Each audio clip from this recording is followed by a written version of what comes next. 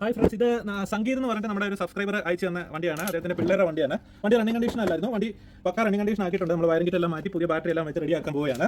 Friends, ഇതുപോലെ ഇപ്പോൾ on of സ്വിച്ചിന് പകരം നമുക്ക് കീ സ്റ്റാർട്ട് സ്വിച്ച് എങ്ങനെയാണ് സെറ്റ് ചെയ്യുന്നതെന്നാണ് ഈ വീഡിയോയിൽ കാണിക്കുന്നത്.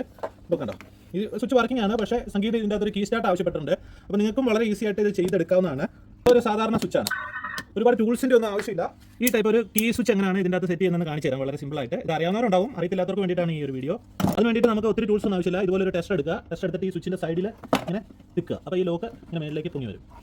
ഇങ്ങനെ ഒരു നോസ് പ്ലെയർ വെച്ചിട്ട് നമുക്ക് ഇതുപോലെ ഈ വയറുകൾ പ്ലഗ് ഔട്ട് ചെയ്യാം. എന്നിട്ട് ജസ്റ്റ് ഈ ഡാഷ്ബോർഡിൻ്റെ ഉള്ളിലേക്ക് വെക്കണം. നമുക്ക് എടുക്കാൻ പാകത്തിന് വെക്കണം. അല്ലെങ്കിൽ പിന്നെ മൊത്തത്തിൽ ഈ ഡാഷ്ബോർഡ് അഴിച്ചിട്ട് ചെയ്യാം. ഇത് ഞാൻ വളരെ എളുപ്പത്തിന് ചെയ്യുന്നതാണ്.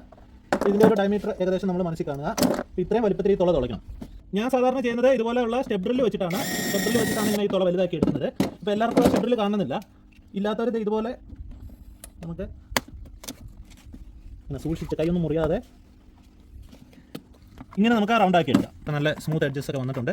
ഇനി ഒന്നും ചെയ്യാനില്ല. ഈ രണ്ട് ഇത് കണ്ടോ, ഇത് മ്യൂസിക് ബോർഡിലേക്കും ലൈറ്റിലേക്കും ഒക്കെ ഉള്ളൊരു കണക്ഷനാണ്.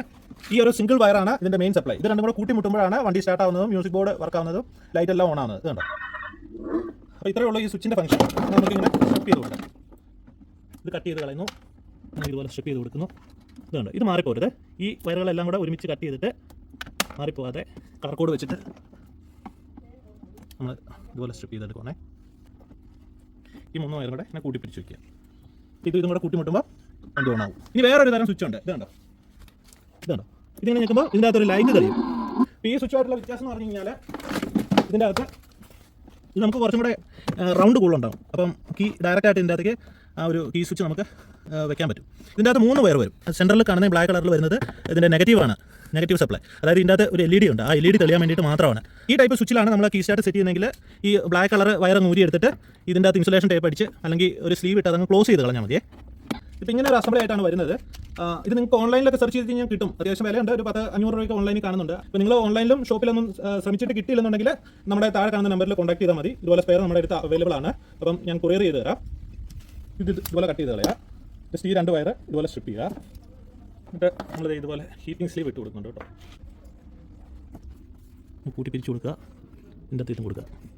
ഇനി സോൾഡറിങ് ഒന്നും ഇല്ലാത്തവർക്ക് ജസ്റ്റ് നല്ല രീതിയിൽ ഇത് ജോയിൻ ചെയ്തിട്ട് സ്ലീവ് ഇടുകയോ അല്ലെങ്കിൽ ഇൻസുലേഷൻ ടേപ്പ് അടിച്ചോ ഇത് ക്ലോസ് ചെയ്ത് വയ്ക്കാവുന്നതാണ്. ഹീറ്റിംഗ് സ്ലീവാണ്. ജസ്റ്റ് ഇങ്ങനെ ചൂടാക്കി കൊടുക്കുമ്പോഴത്തേക്ക് ആ വയറിൻ്റെ ഇതുപോലെ നല്ല ഉരുകി റെഡി ആയിട്ടിരുന്നോളൂ. ഇനി ജസ്റ്റ് നമുക്ക് ഇതിനകത്തേക്ക് ഇറക്കി വെച്ചിട്ട് ഇതുപോലെ ജസ്റ്റ് കൈ വെച്ചിട്ട് പ്ലഗ് ഇൻ ചെയ്താൽ മതി. സംഭവം ഇത്രേ ഉള്ളൂ. അപ്പോൾ ഈ വീഡിയോ ഇഷ്ടപ്പെട്ട് കഴിഞ്ഞാൽ തീർച്ചയായിട്ടും ലൈക്ക് ചെയ്യുക, കമൻറ്റ് ചെയ്യുക. നമ്മുടെ ചാനൽ ആദ്യമായിട്ടാണ് കാണുന്നതെങ്കിൽ ഒന്ന് സബ്സ്ക്രൈബ് ചെയ്തേക്കുക. Thank you.